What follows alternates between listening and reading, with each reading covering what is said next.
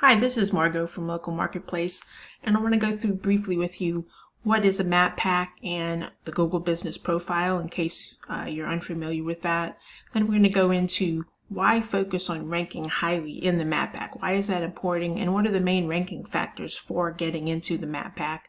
And then I'll go through the sample report you can receive. If you click the button below and request a report, this is a sample of what you receive to assess where your business stands with regards to map pack rankings. So first of all, what is the map pack and why is it important?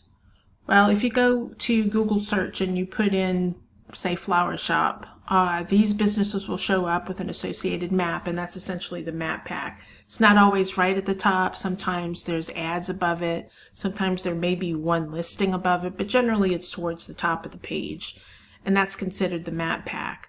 And your Google Business Profile, it's been named several things. For example, Google My Business was a name they'd had the last couple years. They've recently changed it to Google Business Profile, which is actually quite descriptive. It's basically your business's information that resides within Google. So if you just go in and you type in the name of your business and the location, if it's somewhat a common business name, make sure you put in the exact location and it'll come up like this. And so this is all the information associated with your business. If you manage this business profile, that means that you have in fact claimed it. If that does not come up, then perhaps you haven't claimed your profile, and that's going to be the first step that you have to do. These days you can just simply edit all of your information right within the search function here. So you just click on edit, make whatever changes you want, save it, and it'll show up relatively quickly on your business profile.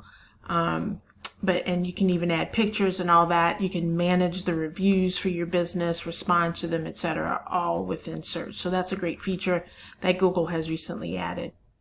So why is it so important? Why do we want to focus on ranking in the map packs? Well, first of all, you can see it's at the top of the search, and so that's a very good reason to want to rank right there at the top. Let's look at some stats that'll help explain it a little better. First of all, basically everyone you know uses Google to search for information or uses a search engine, most of which is Google. 91% of folks use it. Out of those, almost half have local intent, meaning they're looking for information on a local business or local information. And then out of all of those local searches, the vast majority, 93%, have a map pack. So anytime someone's looking for local information, there's usually going to be a map pack of businesses that can provide them with that service that they're looking for.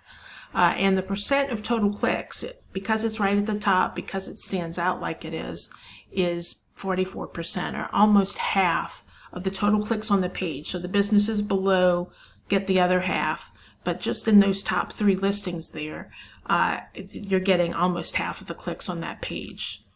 The percent of the people who search for a local business on their smartphones is 58% and rising every year. So you have to make sure that your website displays well on a smartphone. Your information is laid out well so that they can get the information they're looking for when they search on their smartphone. And also reviews is very important. The percent of consumers persuaded by online reviews is 67%, and of course that's growing. People always look at how other folks have perceived your business. So make sure that you're continuing to request reviews and seeking out new reviews on a daily basis so that you're getting a constant supply of those. Now let's look at the top ranking factors for the map pack. First of all, that Google Business Profile, you want it to be optimized or complete as possible. So put in all the information you can, add pictures, add a video if you can. There's an opportunity to post on there. Do as much as you can to optimize that Google Business Profile. As we were talking about recently, the Google reviews. Make sure that you have a consistent number of reviews coming in, and hopefully a higher level of review. Your name, address, phone number, or NAP needs to be consistent across the internet. So wherever your business is listed, on all the directories listing your business, from social media to local directories to industry directories, you want to make sure it's all consistent. And then citations, which are those directory listings. You want to have as many of those as possible. You want it to be relevant to to your niche or to, you know, for flower shops. So you want to be in industry related directories as well as city related or location related directories as well. And then the last is a biggie, is niche and location authority. So you want to make sure that your website clearly states what your business is across all of the terms that people might search your business for. You want to make sure that you have good content, current content that's showing that, as well as your location. And so flower shop, city, you know, all of those variations, you want to make sure that your content reflects all of that. And adding a blog is a great way to just vary your content and just create more and more content. Okay, now for the SEO report you receive. Again, if you want a copy of a report for yourself, just click that button below and we'll get that right out to you. But here's an example of what you would get. First of all, it would be the citations. Again, those are directory listings across the internet that name your business. Will show found, and as well as any that may have errors that you want to go fix. It could be that there's a slight difference in the way that the address is listed, that sort of thing, or even, you know, if you've recently moved, there could be quite a bit of difference there, but it's going to show you where those problems exist so you can go out and fix them. It'll show you a list of all of the citations that you do have that they were able to find, and then the blanks, which are some that are common that people normally have and that you do not have. And then towards the bottom here, we'll show the, one second, let me scroll. Okay, we'll show the competitor citation. So these are your top competitors and where you stand against them. So you can see, you know, for Facebook, that's pretty much something everyone should have. Number 2 and 4 here should go ahead and include that. Pinterest, you may or may not have, you know, and you just go through from there and you get into, industry specific and location specific ones, and just make sure that you have at least the ones that your competitors have. And so these are basically the opportunities to go out and get additional citations. Next, we have a summary of your reviews. And so you'll see your overall, and this is across all the sites, your overall rating, how that breaks down across the various sources, and then how your stars break out across those as well. And we'll scroll down a little and you can see where where the reviews have come from. You do want to focus mostly on Google. That is one of the major places that folks go. Some go to Yelp and then the other search engines, but you want your majority to be here, and you want them to be you know, as high as you can get. This one has a pretty big dichotomy, lots of 4s and 5s and a few 1s, not much in between. So you want to focus on getting more reviews there.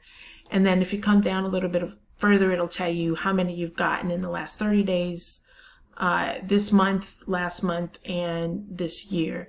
You want these to be high. You want a consistent review of your business. And so the best thing to do is establish a process where you're getting continual reviews of your business.